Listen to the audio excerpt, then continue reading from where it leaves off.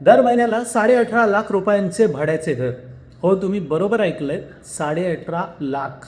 काही दिवसापूर्वी बातमी आली की क्रिकेटपटू श्रेयस अय्यरने मुंबईतल्या वरळी भागात एक घर भाड्याने घेतले आहे. त्याच्या घराचे भाडं 18.5 लाख रुपये प्रति महिना आहे.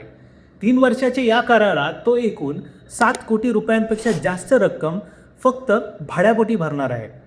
आता तुमच्या मनात प्रश्न येईल, ज्या माणसाकडे महिन्याला 18.5 लाख रुपये भरायची ताकद आहे, तो माणूस स्वतःचं घर का विकत घेत नाही?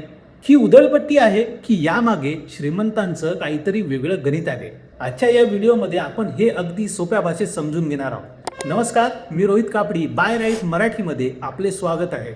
सरळ जाऊया आपल्या मुख्य विषयाकडे. आमच्या मध्यमवर्गीय घरात आपण लहानपणापासून एक गोष्ट ऐकत होतो, ते म्हणजे स्वतःचं घर असायला हवं. आणि हे बरोबर आहे, कारण आपल्यासाठी घर म्हणजे आर्थिक सुरक्षेची भावना असते. पण अतिश्रीमंत लोक घर खरेदी करताना एका वेगळ्याच पद्धतीने विचार करतात. ते स्वतःला एक प्रश्न विचारतात, हे पैसे मी घरात अडकवले तर मी इतर कुठल्या संधी गमावतोय का? यालाच अर्थशास्त्रात म्हणतात अपॉर्च्युनिटी कॉस्ट, म्हणजेच संधीचे मूल्य. एक उदाहरण घेऊया. समजा मुंबईत एक आलिशान फ्लॅट आहे, ज्याची किंमत आहे 35 कोटी रुपये. जर काही पर्यायाने आपण ह्याचा विचार केला तर पहिला पर्याय होईल, एका व्यावसायिकाने हे 35 कोटी रुपये रोख देऊन हे घर विकत घेतलं. आता काय झालं? त्याचे 35 कोटी रुपये एका जागी अडकले. ते पैसे ना लगेच वाढणार, ना कुठे इतरत्र कामाला येणार. एखादा दुसरा पर्याय विचार केला तर त्याच व्यावसायिकाने हेच 35 कोटी रुपये घर विकत न घेता स्वतःच्या व्यवसायात किंवा योग्य ठिकाणी गुंतवले आणि त्याला वर्षाला 12 ते 15% परतावा मिळेल अशी खात्रीदायक योजना असेल तर काय होईल? 35 कोटींवर 12 ते 15% परतावा म्हणजे वर्षाला 4 ते 5 कोटी रुपयाचे उत्पन्न मिळू शकते. आता विचार करा, जो माणूस वर्षाला 5 कोटी रुपये कमावत असतो, त्याने जर वर्षाला 60-70 लाख रुपये भाड्याने भरले तर त्याला ते अजिबात जड जाणार नाही. उलट 3 ते 4 कोटी रुपयांचा निव्वळ नफा अजूनही त्याच्या खिशात राहतो. असे नाहीये की हा परतावा त्याला दरवर्षीच नित्यनेमाने मिळत राहील, पण दीर्घकाळात सरासरीने असा परतावा मिळतच राहील या अपेक्षेने ते गुंतवणूक करत असतात. तसेच त्यांच्याकडे असलेली इतर मालमत्ता आणि कॅश फ्लोमुळे वेळेच्या वेळी भाडे देणे त्यांच्यासाठी अडचण ठरत नाही. आणि मिळकतीच्या मानाने हा खर्च त्यांच्यावरती मोठा फरक पडत नाहीच. याचा अर्थ घर खरेदी केलं तर पैसा एका जागी थांबतो. भाड्याने राहून तोच पैसा गुंतवला तर तो पैसा वाढत राहतो. आता दुसरं आणि तितकंच महत्त्वाचं कारण समजून घेऊया.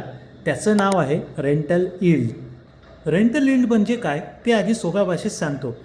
तुमच्या घराची जी किंमत आहे त्या किमतीच्या तुलनेत वर्षाला जे एकूण भाडे मिळते त्याचा शेकडा प्रमाण म्हणजे रेंटल यील्ड.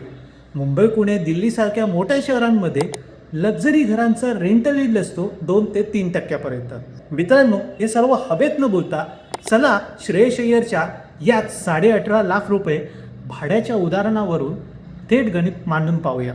श्रेयसने मुंबईतील वरळी भागात आर्टिशिया बाय रहेजा या अतिशय लक्झरी टॉवरमध्ये घर भाड्याने घेतले आहे. या 3875 स्क्वेअर फीटच्या आलिशान अपार्टमेंटचे वार्षिक भाडे होते 2 कोटी 22 लाख रुपये. आता जर रिअल इस्टेटमधील 2%च्या सरासरी रेंटल यील्डनुसार हिशोब केला तर ज्या घराची किंमत बनते 111 कोटी रुपये पर्यंत. पण जर आपण त्या टॉवरमधील सध्याच्या प्रत्यक्ष व्यवहारावरती पाहिलं तर या आकाराच्या फ्लॅटची प्रत्यक्ष किंमत साधारणतः 35 ते 45 कोटींच्या दरम्यान राहिली आहे. आता विचार करा, ज्या मालकाने हे 40 कोटींचे घर श्रेयसला भाड्याने दिले आहे त्याला वर्षाला भाडे किती मिळत आहे? तर फक्त 2 कोटी 22 लाख रुपये, म्हणजेच एकूण घराच्या किमतीच्या 1% सुद्धा कमी. हे घर श्रेयसने खरेदी न करता जे 40 कोटी रुपये वाचवले ते एखाद्या चांगल्या फंडात किंवा व्यवसायात गुंतवले तर त्याला वर्षाला भाड्यापेक्षा जास्त व्याज किंवा नफा मिळेल. जरी त्या घराच्या भविष्यातील किंमत वाढीचा विचार केला तरी गुंतवणुकीच्या परताव्याच्या तुलनेत फार मोठा फरक असेल असे वाटत नाही. थोडक्यात सांगायचे झाले तर घर खरेदी केली असते तर 40 कोटी रुपये लॉंग झाले असते आणि वरून दरवर्षी लाखो रुपयाचा मेंटेनन्स आणि प्रॉपर्टी टॅक्सचा भुर्दंड हा पडला असता. आता भाड्याने राहिल्यामुळे वर्षाला 2 कोटी 22 लाख रुपये भाडे देऊनही उरलेल्या पैशांवरती श्रेयसकडे 2 कोटी रुपयांपेक्षा जास्त निव्वळ नफा राहू शकतो. यालाच म्हणतात वेल्दी इन्व्हेस्टर्स माइंडसेट. जिथे सामान्य माणूस घर मालक होण्याचा विचार करतो तिथे श्रीमंत लोक कॅश फ्लो किंवा परतावा कसा जास्तीत जास्त राहावा याचा विचार करतात. आता तिसरं कारण म्हणजे ती सोय, म्हणजेच काय तर फ्लेक्झिबिलिटी. विचार करा, मोठे अभिनेते, खेळाडू, कंपन्यांचे CEO हे एकाच शहरात कायम राहतील असं नाही आहे. उद्या त्यांचं काम दुसऱ्या शहरात किंवा परदेशात गेलं तर 50 कोटीचं घर विकणं इतकं सोपं ठरणार नाही. त्याला महिने किंवा वर्षसुद्धा लागू शकतात.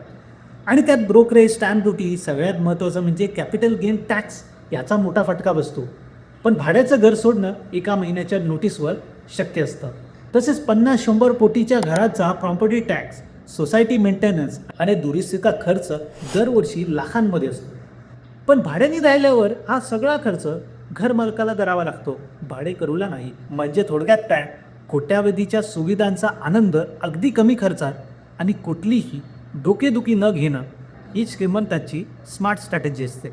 मग आता तुमच्या मनात प्रश्न आला असेल, मग आम्ही पण आयुष्यभर भाड्यानेच राहायचं का? तर नाही मित्रांनो, इथेच खरा फरक समजून घेणं गरजेचं आहे. ही जी भाड्याने राहा आणि गुंतवणूक करा ही स्ट्रॅटेजी आहे, ती फक्त अशाच लोकांसाठी काम करते ज्यांच्याकडे 2 गोष्टी आहेत. पहिली म्हणजे ज्यांच्याकडे प्रचंड भांडवल आधीच उपलब्ध आहे, आणि दुसरं म्हणजे जी माणसं 12 ते 15% परतावा ही सातत्याने त्यावरती कमवू शकतात. आपल्यासारख्या सामान्य आणि मध्यमवर्गीय कुटुंबासाठी आजही स्वतःचं घर असणं हीच सर्वात मजबूत पायरी आहे. आपल्या आर्थिक सुरक्षेसाठी म्हणा किंवा दीर्घकाळात संपत्ती निर्माण करण्यासाठी. आणि याचं एक साधं कारण आहे, आपण जेव्हा स्वतःसाठी घर खरेदी करतो तेव्हा दर महिन्याला EMI भरतो. ही EMI आपल्याला नकळत एका सक्तीची बचत करायला भाग पाडते. ही सवय आपल्या आर्थिक शिस्तीसाठी खूप महत्त्वाची असते.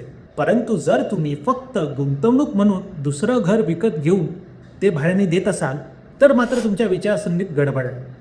कारण अशावेळी तुम्ही स्वतःच्या कष्टाच्या पैशावर भाडेकरूच्या राहण्याची सोय करत आहात. त्यातून तुम्हाला 2 ते 3% जास्त परतावा हा मिळत नसतो. तर मित्रांनो, थोडक्यात सांगायचं झालं तर श्रीमंत लोक भाड्यानं राहतात कारण त्यांच्यासाठी हातातील रोख रक्कम हीच खरी ताकद असते. पैसा एका जागी अडकवण्यापेक्षा तो फिरता ठेवणं आणि नवीन संधीचा फायदा घेणं हाच त्यांचा उद्देश असतो. पण लक्षात ठेवा, हे गणित त्यांच्यासाठी आहे ज्यांच्याकडे तेवढं भांडवल आधीच आहे. आपल्यासारख्या मध्यमवर्गीय लोकांसाठी राहण्यासाठी स्वतःचं घर असणं आजही एक शहाणपणाचाच निर्णय आहे. मला सांगा, जर तुमच्याकडे उद्या भरपूर पैसा आला तर तुम्ही स्वतःचं आलिशान घर खरेदी कराल की भाड्याने राहून तो पैसा व्यवसायात गुंतवाल? खाली कमेंट्समध्ये नक्की सांगा. हा व्हिडिओ आवडला असेल तर नक्की लाईक करा, तुमच्या मित्रांसोबत शेअर करा आणि अशाच सोप्या भाषेतील आर्थिक साक्षरतेच्या व्हिडिओंसाठी बाय राईट मराठीला सबस्क्राईब करायला विसरू नका.